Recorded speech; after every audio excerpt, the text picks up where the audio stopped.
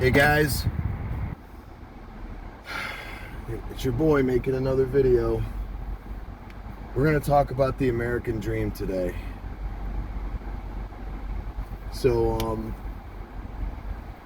I just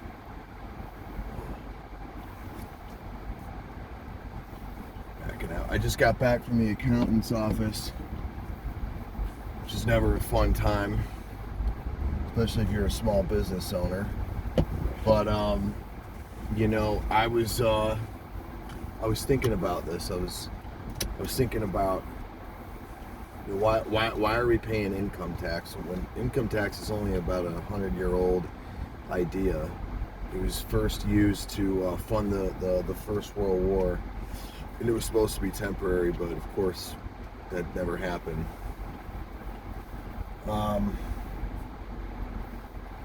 You know what's different about America than the rest of the world? And there's really only one thing, and that is that America is built on an idea. It's built on an idea of self-government, direct representation, limited government, in God-given inalienable rights, and the freedom of the pursuit of happiness. Now, obviously, America got off on the wrong foot with a lot in many respects regarding slavery and disenfranchisement of certain groups. Okay, but the ideas were there. The ideas were there, and that's really important in understanding why, in my opinion, America will eventually fall. America's on its way down the drain, and it has been for a long time. And I think it's I can't give you an expiration date, but I can tell you that I think America will fall apart, will collapse, and it won't be. It won't be because of Russia or China or Iran or some other country. It's going to be because the people stop believing in America. It's going to be because the American people stop believing in the ideas that were so instrumental in forming this great nation. This is becoming a country of renters, of debtors,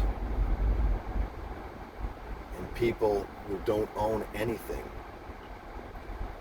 We own nothing. We lease our cars, we finance our cars, we even finance our fucking TVs. We put 5% down on a mortgage, and we're going to be paying it off for the next 30 to 40 years. This is just not sustainable. Like, we're living beyond our means, and we have been for a long time. We're living on a currency that's backed by nothing. They continue to print money out of thin air, and just assuming that that because it's backed by the faith of the United States government, which I don't understand how that has any value whatsoever given their track record. And for the first time in American history, this generation is projected to live a lower standard of living than the generation that preceded them. And I'm not going to blame this on baby boomers. I'm not going to blame this on any generation, because it really doesn't matter. I mean, it's blaming never solves any problem. It just exacerbates it. I'm really just making this video to share with you my thoughts on it and what my plan is to get out. Number one, we gotta learn how to make money on the internet. I myself am not a tech guy at all. I fucking hate it. I'm not interested in it at all. But when it comes to survival, and it comes to being nimble and mobile and able to, kind of be on foot and still make money and still have cash flow, I need to figure out how to make money online. That's number one. Number two is getting a second passport. Whether you have to marry someone from another country, the American citizenship still is, pretty desirable to a lot of people. So, getting married, getting that second passport to that other country is really critically important. Number three is buying assets, right? Buying things that appreciate in value, whether they're store of value like gold and silver and precious metals, or whether they're stocks, whether they're ETFs, whether they're index funds, or whether they're just like actual physical things like art or guns or sports memorabilia. That's what that's something that has value. One thing that I want to also talk about is getting rid of any unneeded expenses. So, I look around and I'm like, I live in a 3-bedroom house. I have nobody. I live alone. Like, I could live in a 1-bedroom apartment. I wouldn't want to. It's not ideal. I'd prefer to live in a house. I like having my own yard. I like having my space. But I'm paying double what I would be paying if I just cut that down and lived in an apartment and rented out a 1-bedroom. Also, really is, living in a place that has the most amount of freedom. Now, freedom comes in many different forms. It comes in economics, right? I mean, the more money I have, the more I can use that money to buy things that I want, that I need, that can enhance my life, that can enhance my health, that can enhance my well-being. Also, I can use that money to buy things that can make me more money, like learning a skill, learning a trade, technology, learning how to make better YouTube videos so that I'm more entertaining and whatever. That's another thing. But having those things, what I'm seeing is, I'm a small business owner, so I kind of see really where the economy is directly, because I can look back year over year and see what my revenue was like, and especially in different times of the month, my revenue tends to be a little bit different because I live in the state of Florida. Florida is a transient state. It's a state that gets an increase in revenue and sales when the snowbirds are down here, and being that it's February, the snowbirds are here, and because of that, I usually get a boost in income, and I have not gotten a boost. I've actually got a retraction in income, and this is what I want to impart to you guys. Don't pay attention to what the fucking news is saying about the economy, because they'll try to say, oh, GDP is up, CPI is down. Oh, the people's stock portfolios are rebounding. Tech's coming back. Oh, the Nasdaq is up 20%. The S&P is up 20%. Whatever. Like, that does not accurately reflect how much money you have in your bank account. It doesn't reflect how much the small business owner is actually making. It doesn't reflect how much the employee is making, because if the cost of everything is going up and your wage is staying the same, you're not going to be keeping as much money. All right? So, like, it doesn't really, like, stock returns and corporate reportings of their quarterly earnings don't mean shit to you unless you have a shitload of money invested in the stock market, which makes up a majority of your net worth. It doesn't fucking matter. So I can tell you right now, like, this economy is not doing well. It's not doing well for the average person. It may be doing well for certain corporations or certain sectors, but it's not doing well for the average individual.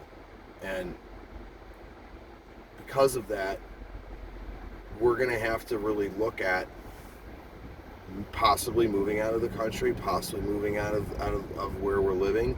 If we live in a high cost area like I do in Florida, and I don't even really like it here, like that's the reality.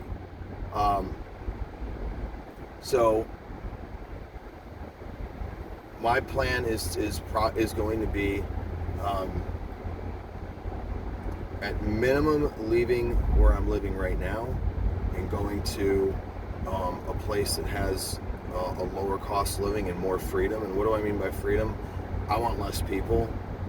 South Florida is a crazy overpopulated area. There's a ton of ethnic tension here because there's, in my opinion, there's a little bit like, I do think there's such a thing as too much diversity when, that's for another video, but like, in my opinion, when too many races are living in the same area and they're competing for resources, it breeds tension, and you can feel it here. You can feel it. It's pretty strong, and because the cost of living is extravagant, and there's just really not enough. There's not enough good paying jobs, and there's not enough ways or people that are making enough money to where they're not feeling squeezed. A lot of people are feeling squeezed, and it breeds tension, it breeds resentment, it breeds over competition, and that's, it's not a good thing. All right, so you got that. The second thing that you have is overpopulation.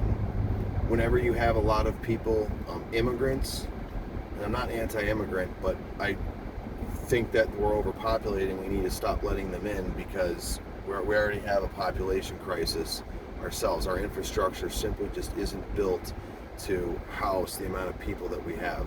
And I personally don't feel that as human beings that we're really naturally designed to live the way that we're living in these big major cities. I think that we need our space. I think we need access to nature. I think community is important, and when you're living in a major city, you just don't get that. It's every man for himself, and people are curt, and they're rude, and they're into themselves. They're overworked. They're stressed out. Their relationships are very superficial and very surface level, and I want to get away from that. It's not something that interests me anymore. I mean, when you realize, and this is going to be my next video, is about why you should leave a major city. Like, in my opinion, the things that really matter to me, I'm not really even able to access here. So, that's just, I know I talked a lot, and, the general takeaways from this videos are just, learn how to make money on the internet, try to get a second passport, try to live in a place where you can maximize your freedom, where your money goes the farthest, and, get rid of any unnecessary bullshit that's weighing you down. So, high rent apartment, living in that city, try to get the fuck out of there, work remotely, make money on the internet, and that's really the key for me. Is that I want to maximize my freedom, So that's all I gotta say. Later.